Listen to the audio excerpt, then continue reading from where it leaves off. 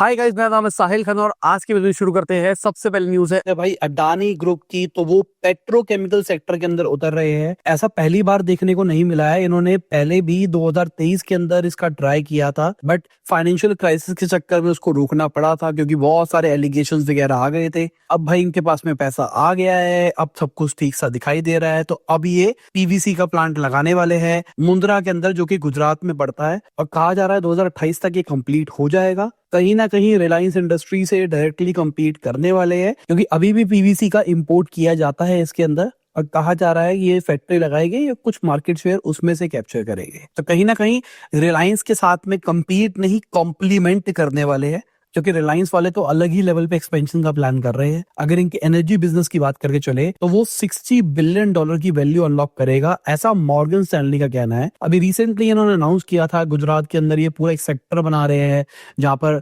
Greener energy, renewable energy के ऊपर focus किया जाएगा, डेटा सेंटर्स बनाए जाएंगे। तो मॉर्गन स्टैनली के हिसाब से वो बहुत ही बड़ा बिजनेस बन सकता है। वहां पर solar power, battery manufacturing, green hydrogen production, सबके ऊपर कंसंट्रेट किया जाएगा। साथ में एक एआई डेटा सेंटर भी बनाया जाएगा जहां पर 1.3 गीगावाट्स की पावर दी जाएगी, और वो भी ग्रीन एनर्जी से आएगी सारी की सारी। इनका प्लान है 10 गीगावाट्स की सोलर कैपेसिटी लेके आनी है 2026 तक। और मॉर्गन स्टैनली के हिसाब से भाई ये वाला जो बिजनेस कैटेगरी होगा ये अलग ही लेवल पे वैल्यू क्रिएशन करेगा इनके लिए। बाकी जियो की बात करके चले तो वो एयरटेल से आगे जाता हुआ दिखाई दे रहा है। अगर हम रेवेन्यू की बात करके चले और आरपू ग्रोथ की बात करके चले जून क्वार्टर की, अभी के टाइम पे जो आरपू है, एवरेज रेवेन्यू पर यूजर, एक बंदे से एक कंपनी कितना रुपए कमाती है, उसमें एयरटेल जियो से आगे है। एयरटेल का आरपू है 249 रुपीज का, मतलब एवरेज वो एक बंदे से 250 रुपए के आसपास कमाती है, बट जियो 210 रुपए कमाता है। बट जो नंबर ऑफ यूजर्स की ग्रोथ दिखाई दे रही है जियो के अंदर वो बहुत तेजी से है, और जो आरपू ग्रोथ है वो भी बहुत तेजी से दिखाई दे रही है जियो की। यहाँ पे मैं भी बोलूंगा भाई, जियो का बीच में नेटवर्क वगैरह ठीक खराब हुआ था, बट अब तो भाई जबरदस्त सब कुछ चल रहा है पिछले 6-8 महीने से, मुझे ऐसा लगता है। स्पीड भी आ रही है, नेटवर्क की कंसिस्टेंसी भी है, सब कुछ सही है। आपका क्या एक्सपीरियंस है, आप कमेंट सेक्शन में बताना। वीडियो में आगे से पहले आपको याद देना चाहूंगा, अपने लाइक का बटन नहीं दबाया, लाइक का बटन दबा दो, चैनल को सब्सक्राइब, मैं ऐसी ही डेली बिजनेस न्यूज आपके लाता रहता हूँ। आज मंडे है, मतलब संडे रात को शूट कर रहा हूँ आप लोगों के लिए वीडियो। लाइक दबा दिया करो, कमेंट कर दिया करो, शेयर थोड़ा सा कर दिया करो, ताकि यूट्यूब को भी लगे कि भाई ये क्रिएटर मेहनत कर रहा है, लोग भी इसको सपोर्ट कर रहे हैं। बाकी इसरो के जो फॉरवर्ड चीफ है सोमनाथ जी, उन्होंने एक बहुत इंपॉर्टेंट बात बोली है। इसरो में जो ₹1 लगाया जाता है ना, वो ₹2.54 पैसा कमा के देता है। इसका मतलब इतना जबरदस्त आरओआई है इसरो के अंदर। पिछली डेकेड के अंदर $60 बिलियन इंडियन स्पेस सेक्टर ने कंट्रीब्यूट किया है हमारी नेशनल इकोनॉमी के अंदर। 4.7 मिलियन जॉब्स इससे चलती है, और $24 बिलियन टैक्स रेवेन्यू में जनरेट किया है। 2014 से पहले एक ही स्टार्टअप थी जो कि इंडियन प्राइवेट स्पेस के अंदर काम कर रही थी,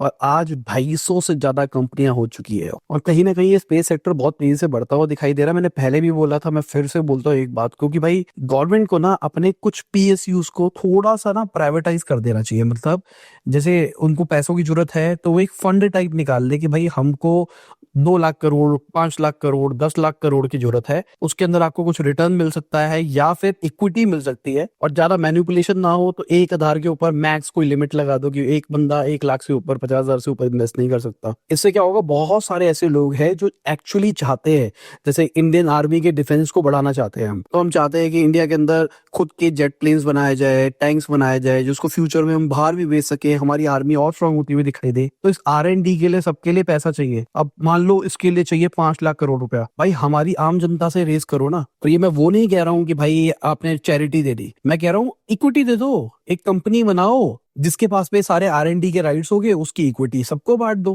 तो इससे देश का भी भला होगा, सबका भला होता हुआ दिखाई दे सकता है। ये मेरा ओपिनियन है। सिमिलरली जैसे इसरो का अगर बजट बढ़ाया जाए, इस टाइम पे स्पेस स्टार्टअप्स बहुत तेजी से बढ़ती हुई दिखाई दे रही है। हम देख रहे हैं स्पेसएक्स को दबा के पैसा रेस कर रहा है ताकि वो लो ऑर्बिटल सैटेलाइट्स निकाल सके, अमेजोन वाला भी कर रहा है, इसरो वाले क्यों नहीं कर रहे? अब ये नहीं कह सकते कि भाई इसरो वालों के पास टैलेंट नहीं है, ये चीज नहीं है। अगर इसरो को टीम दी जाए, पैसा दिया जाए कि भाई अपनी टीम एक्सपैंड करो और एक पूरी टीम डेडिकेट करो लो ऑर्बिटल सैटेलाइट्स के ऊपर, और इंडिया वाले ऑन एवरेज दिन की 10 सैटेलाइट्स भेजेंगे, तो जस्ट इमेजिन ना कि हम कितना आगे बढ़ सकते हैं। क्योंकि बहुत सारे लोगों पे पैसा है जो चाहते हैं इस चीजों में इन्वेस्ट करना, और गवर्नमेंट को लगता है भाई इक्विटी भी नहीं देनी, हम रिटर्न भी नहीं दे सकते।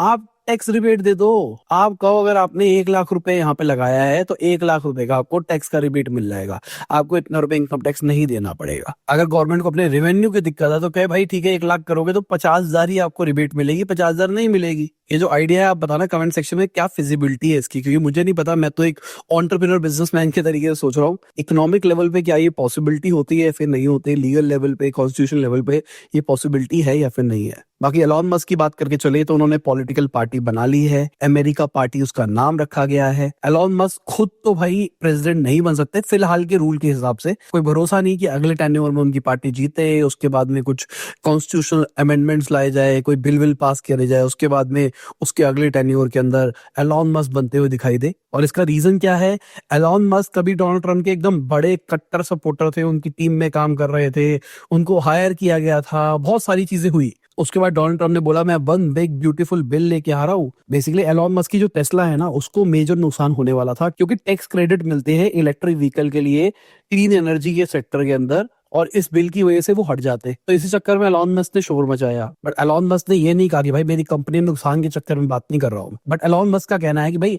ऐसा नहीं है, इकोनॉमी का बैंड बजा रही है ये पॉलिटिकल पार्टी, डोनाल्ड ट्रम्प भाई बैंकरप्ट कर देंगे यूएसए को। उनका कहना है डेट स्लेवरी बिल है, इसकी वजह से ट्रिलियंस ऑफ डॉलर का डेट बढ़ता हुआ दिखाई देगा। ये जो पॉलिटिकल पार्टीज कर रही है इसकी वजह से हमारे डेट को और बढ़ा देगी, ट्रिलियंस ऑफ डॉलर के डेट बढ़ते हुए दिखाई देंगे डेकेड के अंदर, और ये बहुत ही गलत बिल है वगैरह वगैरह। तो उनका कहना है कि मैं एक ऑल्टरनेटिव लाना चाहता हूँ। जैसे इंडिया के अंदर बात करके चले, खासकर दिल्ली पॉलिटिक्स के अंदर, तो आम आदमी पार्टी एक ऑल्टरनेटिव की तरह आई थी। और हमेशा जब भी एक तीसरा ऑल्टरनेटिव आता है, जैसे इंडिया के अंदर बीजेपी कांग्रेस ही एक टॉप प्लेयर्स हुआ करते थे नेशनल लेवल के ऊपर, उसके बाद में कुछ कॉम्पिटिशन्स बनते हुए दिखाई दे रहे थे। ऐसी इनका भी आइडिया है कि हम भी एक कंपटीशन बनाएंगे जिसकी वजह से थोड़ा सा वोट बैंक इधर का उधर करेंगे। जब दिल्ली के अंदर आम आदमी पार्टी आई होगी ना, उन्होंने खुद भी नहीं सोचा होगा कि वो सरकार बना लेंगे। ऑल तो पहली सरकार तो उन्होंने नहीं बनाई थी, गठबंधन की बनाई थी। तो आइडिया यही होता है कि किसी स्पेसिफिक पार्टी का थोड़ा सा वोट बैंक खा जाओ जिससे दूसरी पार्टी जीत जाए। अब सवाल ये है कि किस तरीके से सब कुछ रहेगा। बाकी व्हाइट हाउस ने इसको डिसमिस कर दिया है। अभी इनकी पार्टी की ऑफिशियल अनाउंसमेंट तो हो गई है बट रजिस्ट्रेशन नहीं हुई है, क्योंकि ऑफिशियली आपको अपनी पार्टी को इलेक्शन अथॉरिटीज के पास में रजिस्टर करना होता है, साथ में डिटेल्स देनी होती है, लीडरशिप क्या होगा वगैरह वगैरह। तो अभी इनका स्ट्रक्चर क्या रहने वाला है, लीडरशिप क्या होगा, नहीं पता है। बट कहीं ना कहीं मेरे को खबर कहीं पे सुनने में आ रही थी कि भाई अभी करंटली इनकी इंटरनल पॉलिटिक्स में भी यूएस में थोड़ा भूचाल आता हुआ दिखाई दे रहा है। बाकी हमारी गवर्नमेंट की बात करके चले तो बहुत सारी स्कीम्स को निकाल रहे हैं। इसके पीछे मुझे कहीं ना कहीं रीजन लग रहा है कि यूएसए और इंडिया के बीच में ट्रेड डील साइन होने वाली है, हो गई है, अनाउंस होनी है, या इसी के स्टेज के अंदर है, जहां पर इंडिया थोड़ा कैपिटलाइज करना चाहती है। इस चक्कर में बहुत सारी स्कीम्स निकाली जा रही है। सबसे पहले 2000 करोड़ की ड्रोन स्कीम निकाली गई है, जहां पर इंडिया की ये ड्रोन की डोमेस्टिक मैन्युफैक्चरिंग को बूस्ट करने के ऊपर फोकस किया जाएगा आने वाले 3 साल तक। टारगेट ये है 40% क्रिटिकल ड्रोन कंपोनेंट्स में लोकलाइजेशन पे जाना है। इस स्कीम के अंदर अगर कोई मैन्युफैक्चरर डोमेस्टिकली सोर्स करता है तो उसको एडिशनल इंसेंटिव भी देखने को मिलेंगे। साथ में गवर्नमेंट लो इंटरेस्ट के ऊपर वर्किंग कैपिटल का लोन दे रही है। R&D के ऊपर जो खर्चा आने वाला है उसमें से कुछ पैसा एब्जॉर्ब करने के लिए भी तैयार हो रहे हैं। अभी के टाइम पे इंडिया के पास में 600 से ज्यादा ड्रोन मैन्युफैक्चरिंग और रिलेटेड सर्विस वाली कंपनी है, और आइडिया ये है कि 2030 तक ये $13 ट्रिलियन की मार्केट हो जाएगी। और मुझे लगता है कि भाई इसके ऊपर काम करना चाहिए। अगर आपके पास में थोड़ा स्किल सेट है या फिर एज है जहां पर आप स्किल सीख सकते हो, ये इंडस्ट्री बहुत तेजी से आगे बढ़ेगी, क्योंकि AI रोबोटिक्स एक जगह पे आ ही रहा है, ड्रोन आ ही रहा है, ये साथ में लिंक होकर बहुत सारी चीजों के ऊपर हेल्प कर सकते हैं। क्योंकि बहुत सारे ओपन सोर्स मॉडल भी आज के टाइम पे इमेज स्कैन कर सकते हैं, उसको समझ सकते हैं। मतलब ड्रोन के ऊपर एक कैमरा लगा हुआ है, वो कैमरा किसी चीज को देखेगा और समझ जाएगा ये क्या है। अब उसी से वो समझ के उसके ऊपर कोई एक्शन ले सकता है, और ये ड्रोन के अंदर ही प्रोसेसिंग हो सकती है। दिस इज पॉसिबल, आज के टाइम पे होता हुआ दिखाई दे रहा है। इसके लिए थोड़ी पावर ज्यादा चाहिए होगी, आपको ड्रोन बड़ा बनाना पड़ेगा, बट गोइंग फॉरवर्ड ये सारी चीजें शायद क्लाउड से, सैटेलाइट से, या फिर इतने पावरफुल हमको कंप्यूटिंग पावर भी दिखाई दे जो कि छोटे के अंदर ही चल पाए। अभी रिसेंटली कुछ मॉडल्स ऐसे भी निकाले गए हैं जो 2 GB रैम के ऊपर भी चलते हुए हमको दिखाई दे रहा है, और मल्टी मोडल है, मतलब वो इमेज को भी समझ सकते हैं, ऑडियो को भी समझ सकते हैं। इसके साथ में हमारी गवर्नमेंट ने डीप टेक स्टार्टअप को बूस्ट करने के लिए 10,000 करोड़ कमिट करे हैं। यहाँ पे R&D को एक्सप्लोरेट करने के लिए एब्जॉर्प्शन की बात करी जा रही है। बेसिकली हमारी गवर्नमेंट चाहती है कि ये डीप टेक स्टार्टअप्स है इसमें थोड़ा आगे जाया जाए। कुछ टाइम पहले पीयूष गोयल जी ने ये चीज बोली भी थी। हमारी गवर्नमेंट ने ये स्कीम का स्टार्टिंग में जब इनॉग्रेशन किया था 2016 के अंदर 10,000 करोड़ रुपए अनाउंस किया गया था, और अब पैसा और अनाउंस किया जा रहा है, जो कि एक अच्छी चीज है। इस टाइम पे इंडिया का जो स्टार्टअप इकोसिस्टम है वो थर्ड लार्जेस्ट है, और इंडिया का टारगेट है 2027 तक थर्ड लार्जेस्ट इकोनॉमी भी बनने का, जो कि एक अच्छी चीज है। और पिछले कुछ टाइम से हम बहुत सारे सेक्टर्स के ऊपर स्कीम्स लाते हुए देख रहे हैं गवर्नमेंट को, चाहे वो सेमीकंडक्टर हो गया, डिफेंस हो गया, क्वांटम टेक हो गया, ग्रीन हाइड्रोजन हो गया, स्पेस हो गया, ड्रोन हो गया, ईवी हो गया, बायोटेक हो गया, रोबोटिक्स हो गया, या फिर एडवांस मैन्युफैक्चरिंग एंड कम्युनिकेशन हो गया। तो ये जो सेक्टर्स है कहीं ना कहीं गवर्नमेंट इसके ऊपर फोकस कर रही है।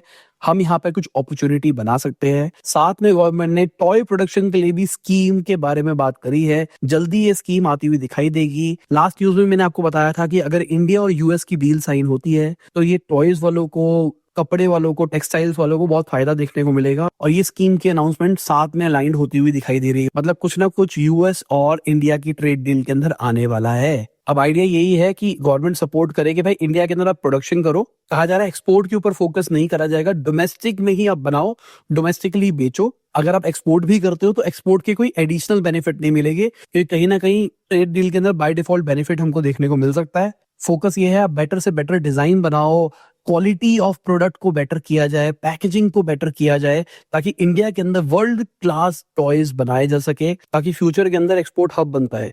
एक जमाना था जिस टाइम पे इंडिया के अंदर टॉयज को इंपोर्ट किया जाता, चाइना से मेजरली आते थे। उसके बाद में गवर्नमेंट ने फोकस किया, बहुत सारी रिस्ट्रिक्शन लगाई गई, बहुत सारे इंसेंटिव्स निकाले गए, और आज इंडिया 153 कंट्रीज के अंदर एक्सपोर्ट करता है। तो यही ट्रेंड शायद हमको बाकी इंडस्ट्रीज में भी देखने को मिलेगा। तभी मैं कह रहा हूँ, अगर कई लोग कंफ्यूज होते हैं ना कि भाई कहाँ पे घुसे कहाँ पे घुसे, बहुत सारे सेगमेंट आज हमको पता लग गए हैं।